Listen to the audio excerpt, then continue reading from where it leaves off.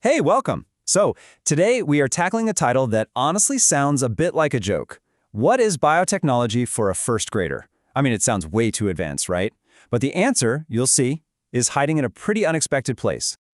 So let's just ask it straight up. What does a super complex field like biotechnology even mean when you're just 6 years old? Still learning to tie your shoes. It's a fascinating and frankly kind of wild combination. And here's where we found our clues. We actually got our hands on the official test for a nationwide Biotechnology Olympiad for first graders. Yeah, you heard that right.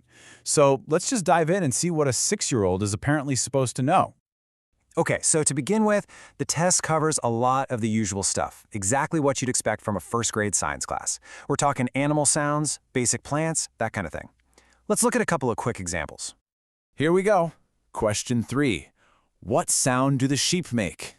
The answer, of course, is bleats.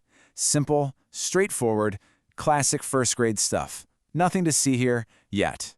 And it's the same thing for plants. Question 26 is a fill-in-the-blank. What's very small and has soft stems? The answer is herbs.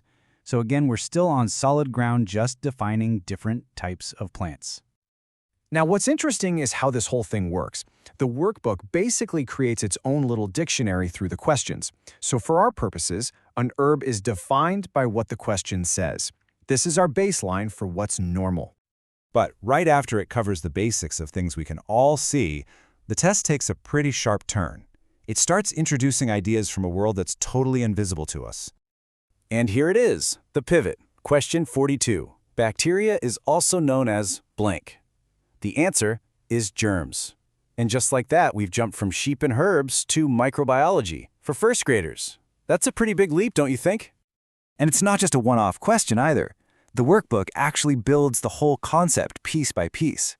Question 34 defines microbes as stuff we can't see. Question 42 links bacteria to germs. And then question 35 tells them we need a microscope to see these things. It's basically a whole introductory lesson on microbiology, taught through multiple choice questions. And the workbook just keeps expanding from there, using these simple little questions to tackle some really big scientific ideas, from how the environment works to the fundamentals of biology. This is a perfect example. Over a bunch of questions, the test walks kids through all 4 stages of the water cycle: evaporation, condensation, precipitation, and accumulation. It's an entire system, taught step by step. Pretty cool, actually. It also gets into pollution, and it makes a distinction that's, surprisingly sophisticated. It asks kids to identify that smoke from factories and cars is man-made, while things like volcanoes and wildfires are natural sources. And then there's this little factoid. Question 39 asks about the percentage of fresh water on Earth. The answer they're looking for is a shockingly precise 0.01%. Wow. That is a very specific and kind of heavy piece of data for a 6-year-old. So, okay, we've seen microbiology and some pretty detailed environmental science. But honestly, none of that prepared us for the biggest shocker we found buried in this workbook.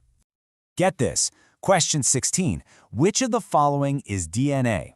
And it's shown with a little drawing of a double helix. I mean, we are now in the world of molecular biology. We have gone from sheep bleeding to the very building blocks of life itself. For real. And it's not just a fluke. Just a few questions later, it follows up by asking, who have DNA? So the really crucial point here isn't just recognizing the shape, it's understanding that this stuff is universal. Plants, animals, and humans, we all have it. Okay, so with all of that under our belts, microbes, pollution, even DNA, we can finally circle back to our original question. How in the world does this workbook define biotechnology for a first grader? Let's see how they build the answer. The workbook is actually pretty clever about it. It explains the concept using really practical, everyday examples. It says that bacteria helps make curd. It points out that seedless grapes aren't natural, they're made by people. And it even says you can make fuel from cow dung. And here is the smoking gun. Question 13 from the sample paper asks it point blank. What is made using biotechnology? The correct answer is curd. This is the question that connects the dots, linking that big, abstract word to a real product kids know. So if you put all these pieces together, you get a definition that's surprisingly clear. For a first grader taking this test, biotechnology is just using living things like bacteria or what they produce, like dung, to make useful stuff for people, like curd or fuel. Simple as that. So, we've dissected the test, and we have our answer. But what does it really mean that we're teaching these ideas at such a young age? What does this new kind of homework really tell us? I think this is the main takeaway right here. A science curriculum for 6-year-olds can actually include the invisible world of microbes, complex environmental systems like the water cycle, the actual structure of DNA, and how we apply biology to make our food. It's a huge expansion of what most of us would call the basics.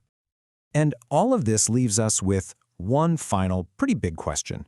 In a world where science is moving so fast, this workbook really challenges our old ideas.